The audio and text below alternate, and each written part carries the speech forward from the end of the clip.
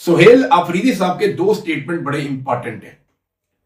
एक स्टेटमेंट में उन्होंने यह कहा कि मुझे कहा गया तुम लॉन्ग मार्च का ऐलान करो, तुझे 5 दिनों में नाअहल करवा देंगे।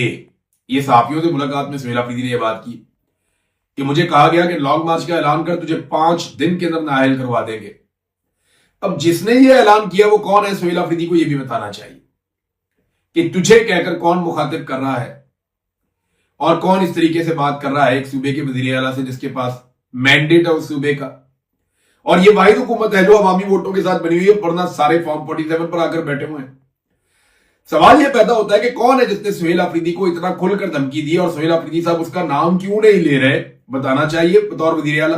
पहले बताएं ताकि लोग पिन पॉइंट करें। ये इमरान खान साहब की तरबियत तो यही है इन लोगों को कि जो तुम्हें तंग करे उसका नाम लो, बताओ कि ये है। और लड़ाई भी इसी तरह चल रही है और इमरान खान से प्रॉब्लम भी यही है कि हम धमकियां लगाते हैं, तुम बाहर जाके क्यों बताते हो कि हमने धमकी लगाई है। हम बदतमीजी करते हैं, तुम क्यों बताते हो कि हमने बदतमीजी की है। हम पर्चे कराते हो, तुम ये क्यों कहते हो कि हमने पर्चे करवाए। तो हर चीज इमरान खान साहब कैटेगोरिकली कहते हैं कि मुझे या मेरी बीवी को कुछ हुआ तो आसिम मुनीर रिस्पॉन्सिबल है। अब सुहेल आफरीदी बताएं कि सुहेल आफरीदी को यह धमकी किसने लगाई थी।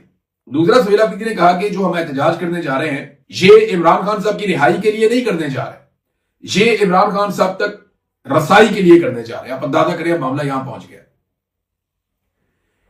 एक पहले कंपेन चलाई जा रही थी कि इमरान खान रिहाई अमन फोर्स, इमरान खान साहब की रिहाई के लिए नौजवानों को इकट्ठा करना। बात इमरान खान साहब की रिहाई की हो रही थी, वो गैर कानूनी तौर पे जेल में बंद है, सब जानते हैं, बंद करने वाले भी जानते हैं, जजेस भी जानते हैं, सारे जानते हैं, केसेस की औकात कोई नहीं है। लेकिन जबरदस्ती इमरान खान साहब को इसलिए जेल में रखा हुआ है कि आसिम मुनीर साहब ने जो एक जाली सरकार बनाई है वो अवाम में मकबूली नहीं हो रही और इमरान खान साहब बाहर आएंगे तो एक नई मुसीबत खड़ी कर देंगे।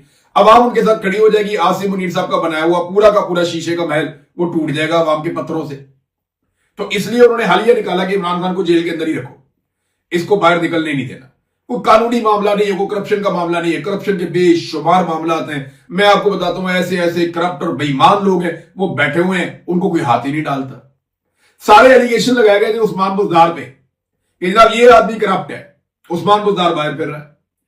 बुशरा बीबी के ऊपर इल्जामात ये हैं कि जनाब आसिम मुनीर के पास कोई फाइल थी जिसमें बुशरा बीबी के बहुत सारे जराइम थे, उन जराइम में से कोई एक जुर्म की भी एफआईआर अभी तक दर्ज नहीं हुई।